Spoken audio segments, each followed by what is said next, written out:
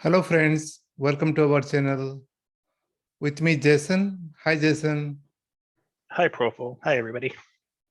So today we will be talking about NFT, non-fungible token.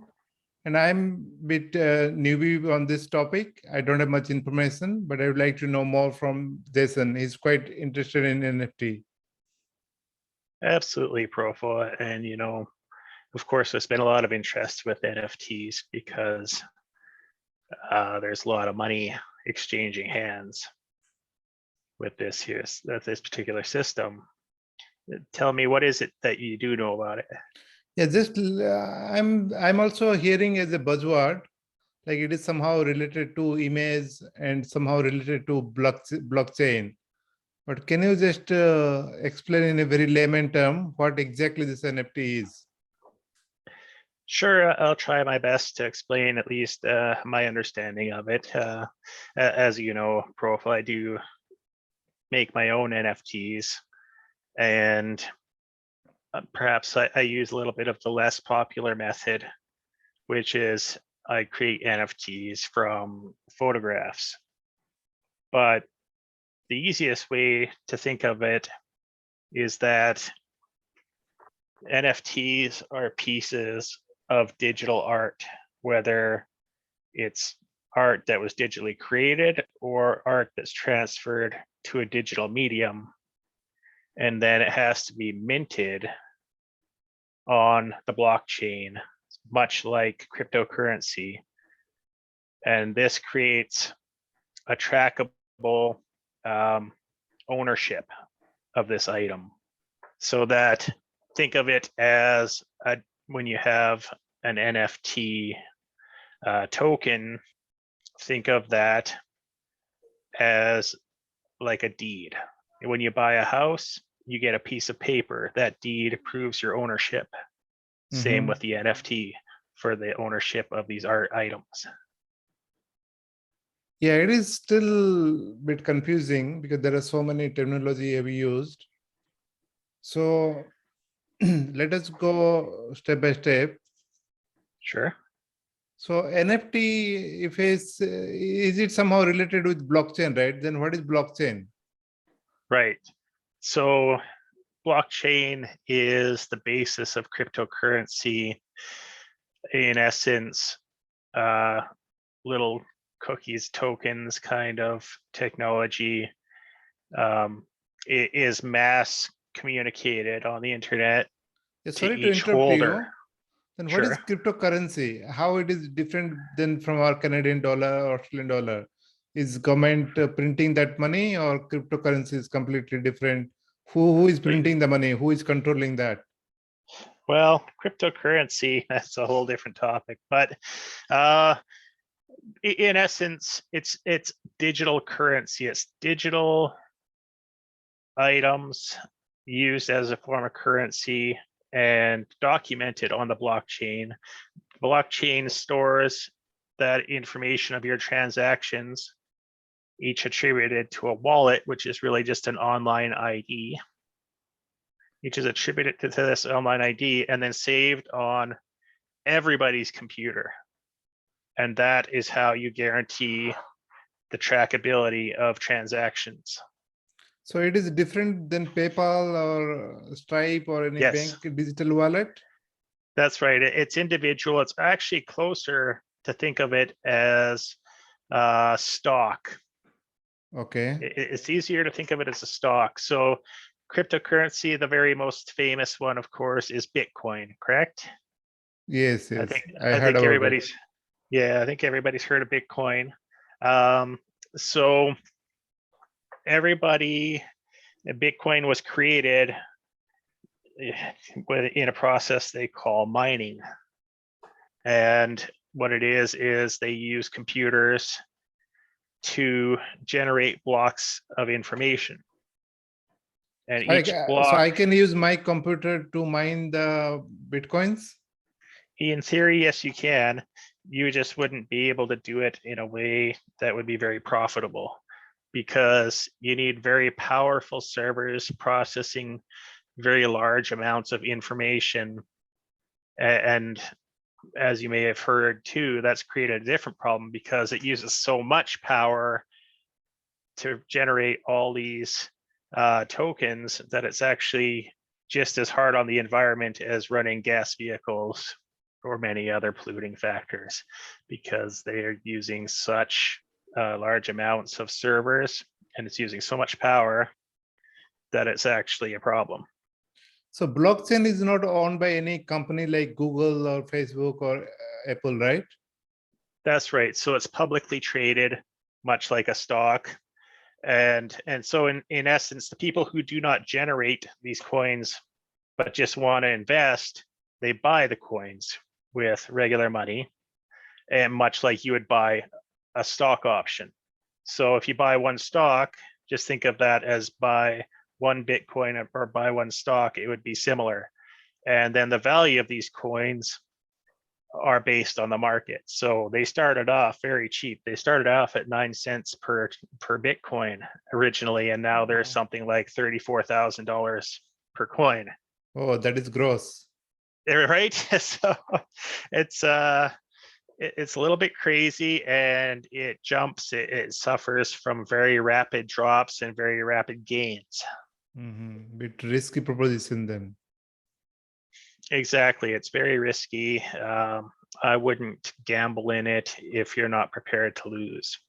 Yeah, so just to elaborate or just to summarize, so Bitcoin or Bitcurrency or blockchain, so they are distributed system. So they are not particularly owned by any centralized companies like Google. Basically correct. Yeah. Basically, it's user generated. So those are the people who do quote unquote mining, right? Yep. And then it's publicly traded, and the security is the blockchain. It's that little piece of technology that saves the information of every transaction to many, many, many servers across the world, so that even if you deleted it on one person's computer or 10 people's computer, it won't matter, because those transactions will be still recorded on 100,000 computers everywhere. Yeah, and I heard a mystery around blockchain. The creator is still unknown. Who created this technology? Right. That's right. Yeah, that's interesting. There's lots of theories about it, but I don't have anything definitive that I would want to, risk saying. I don't know. Yeah, so coming back to NFT or non-fungible token, now we got some basic idea about blockchain and cryptocurrency, though we will talk more about some other time. But how the NFT is related to images and blockchain, like how to get money out of it? Because are we selling like it is a image like a photographer, or it is a certain different aspect to it?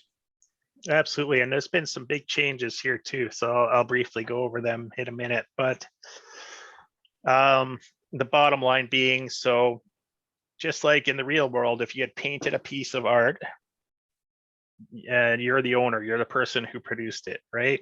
Yep. Now, if you want to sell that piece of art, it becomes a commodity. And it's got, just like in the art world, it's got a subjective value, or a value that is given to it by the people who appreciate it. So it's very fickle. There's no actual value within itself except what people choose to assign to it. Some paintings go for $1, some paintings go for $100 million. In the real world, just the same with NFTs. If they become popular, you make your art, you list it on a minting site. There's lots of different websites where you mint it, which means you record the transaction on the blockchain. And this is done for you. It's very simple, actually. And then it publishes your minted NFT, whatever that might be. It could be 3D art, it could be a picture, it could be a drawing, it can even be like a GIF animation, anything like that. And then people make collections. There's more value based on scarcity and then on popularity of the person who's selling. And then you can make money two different ways. buying and selling. So you could buy NFTs and resale them if you can sell them somewhere else for a higher price. This is not a Or clipping, I think. Clipping. maybe. I'm Kind not of, sure. I haven't heard that term. yeah, okay. So the other way to make money is as the artist. You can go, you can produce your item and you can assign royalties to it and sell it. So when you sell it, then you're going to get your original sales price. And by the way, speaking of Bitcoin, digital currencies like Bitcoin are the only way people are buying and selling these right now. Okay, so no actual money is being transferred. Well, so you can always, not directly, but of course, if you want, you take your profits out, you just sell your Bitcoin for cash.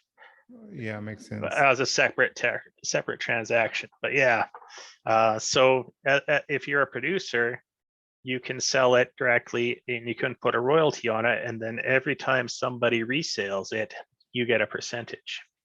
Yep. So you need to know a little bit about Bitcoin as well, because you should be in position to accept some bit currency. So you need to create your account in somewhere and, Absolutely. Now, the new thing to know about, this just happened this week, at least in North America. I'm not sure what's happening with the other countries yet, or if they've already made this move. But before, you could freely buy, sell, and cash out Bitcoin with no government involvement. But now they've just applied taxes to this. So those transactions you make, it's now a business officially. Yep, same thing happened in India recently. Just 2 days back, they imposed like 30% tax on the Bitcoin, That's right. Selling or something like that. That's right. So there's two things to know about that, because that's actually a really wide-reaching law, because it affects both cryptocurrency and NFTs. Now, what that means is when your NFT is made, when you make it and you list it for a price, you've assigned a value to it. And what that is becomes stock. Like if you were a company and you had a box of items, it would be stock, and it's got a value, the value that you assigned. This is now considered capital gains. So if you went and made 100,000 NFTs with $1 million value, you would then have to pay taxes to the government for 30% of that value as capital gains. Like in stock, similar to stock. That's right. It's 100% like stock. That's exactly right. So you could easily end up owing a tremendous amount of money without having sold anything at all. Oh, that's really tough. So, because now you've got items of value, it's a capital gain. If it is, after you pay the tax and suddenly your NFT value plummeted. Yeah. Now that's the other thing, is that you can get taxed in essence twice if you're not careful. And I'm not a tax expert, so there might be a way around this, but as I understand it, you could get taxed on your capital gain for that year, or as you sell it, that sale of the item becomes a profit like any other company, and you get a 30% tax on the profit that you've made selling that item. Now, here's the thing to know about these two, is that there is something called a gas price. That's what they refer to in the cost of minting an item. If you want to trade, say, Ethereum, and you're using that as the currency for your NFT, when you make that Ethereum purchase, somebody somewhere is going to go and add it to the blockchain.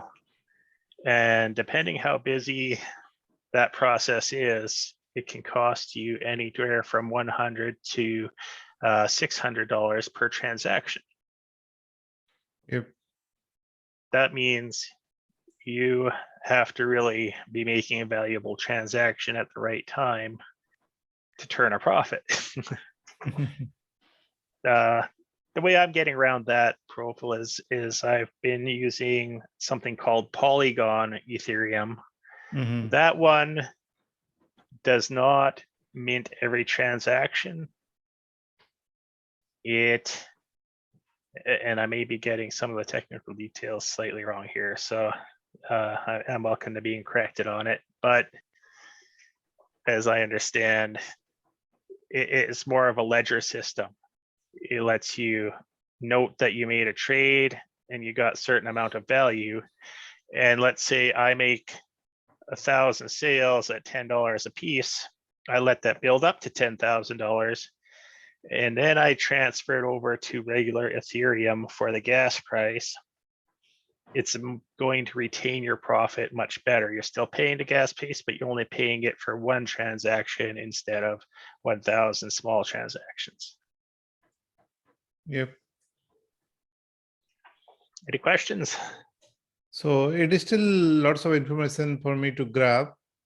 I think I got a gist of it, but slowly I have to. I think you are a little bit invested lots of time on to understanding all the nitty-gritty about it, isn't it?